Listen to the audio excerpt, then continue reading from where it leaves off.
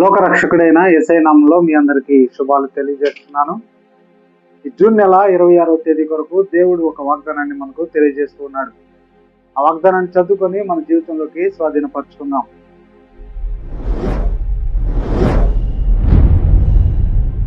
పరిశుద్ధ బైబిల్లోంచి లూకా సువార్త 2వ అధ్యాయము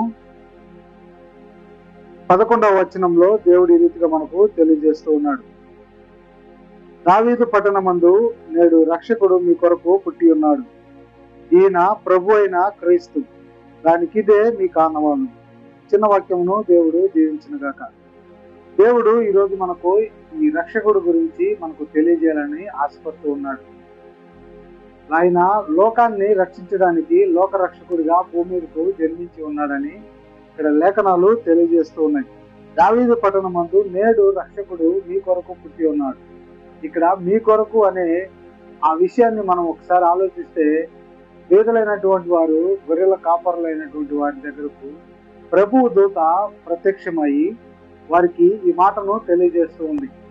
మీ కొరకు, పేదలైనటువంటి వారు మీ కొరకు లోకరక్షకుడు పుట్టి ఉన్నాడు. ఆయనను మీరు స్తుతించి గణపరిచి ఆరాధించాలని వారికి అక్కడ తెలియజేస్తూ ఉంది. ఈ లోకరక్షకుడు ఎందుకు పుట్టాడు అని మనం ఒకసారి ఆలోచిస్తే, ఈ భూమి లోకమును దేవుడు ఎంతగానో ప్రేమిస్తూ ఉన్నాడు. లోకం అంటే భూమి ఒకటే కాదండి. లోకంలో ఉన్నటువంటి ప్రతి మానవుడు ఆయన బిడ్డలుగా మనము ఇక్కడ రూపొందించబడి ఉన్నాం. లోకమును దేవుడు ఎంతగానో ప్రేమిస్తున్నాడంటే, ఈ లోకంలో మనుషులు అనేక వాటి గురించి దేవుడు ఇక్కడ ప్రేమను తెలియజేస్తూ ఉన్నాడు. మనము నశించిపోవటం ఆయనకి ఇష్టం లేదు. నశించిపో వారిని వెతుకు రక్షించుటకు దేవుడు మానవుని రూపంలో ఈ భూమి మీదకు లోక రక్షకుడిగా పుట్టి ఉన్నాడు. అటువంటి లోక రక్షకుడిని మనం ఇంకా తెలుసుకోకుండా మన జీవితాలను మనము కొనసాగిస్తూ ఉంటే, ఇప్పటికైనా మన హృదయాల్ని మన మనసులను మనం మార్చుకొని బాప్తిసము అనే ఆ బాప్తిసం ద్వారా మనము దేవుణ్ణి గుర్తెరిగి మనం మారు మనసు పొంది దేవుని యందు మనం విశ్వాసులుగాను విధేయులుగాను జీవించాలని ఇక్కడ ఈ మాటను మనకు తెలియజేస్తూ ఉన్నాడు.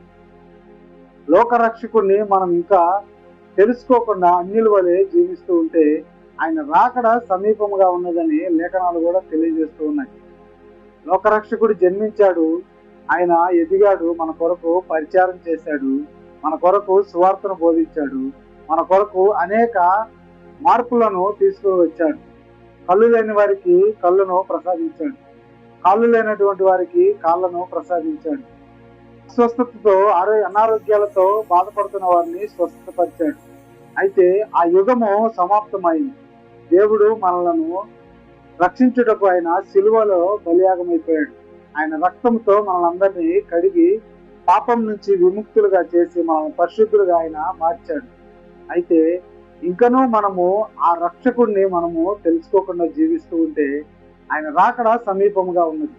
ఆ రాకడలో మనం అందరము నరకానికి మనము వెళ్ళిపోకుండా దేవుడు మనల్ని పరలోకంలో ఉంచాలంటే మనం ఈ ఉదయం కాలము దేవుని యందు మనం విశ్వాసం ఉంచి దేవుని రక్షకునిగా మనము అంగీకరించాలి. ఈ లోక రక్షకుని మన జీవితాల్లో మనము ఎప్పుడు కూడా తెలుసుకొని మన జీవితాలను ముందుకు కొనసాగించుకున్నాము. అటు కృపాధన్యత దేవుడు మనందరికీ దయచేయనుగాక. ఆమేన్.